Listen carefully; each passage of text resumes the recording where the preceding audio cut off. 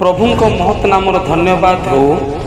वाक्य शुणुवा प्रभुंक प्रिय लोक मानू प्रभु जीशु ख्रीष्टंक बहुमूल्य नाम नमस्कार। आसंतु आज पिता परमेश्वर पवित्र धर्मशास्त्र पठन करिबा। प्रार्थना रे एकाग्र भावे निविष्ट थाओ, पुणी धन्यवाद सह से जाग्रत थाओ। कलसिय 4 पर्वर 2 पद वाक्य बुझिया और निजस्व करिबा पाई समस्त प्रभु साहाय्य करंतु। ए वाक्य द्वारा आपण मानक परिवार को प्रभु बाहुल्य रूपे आशीर्वाद करंतु। धन्यवाद। आमेन।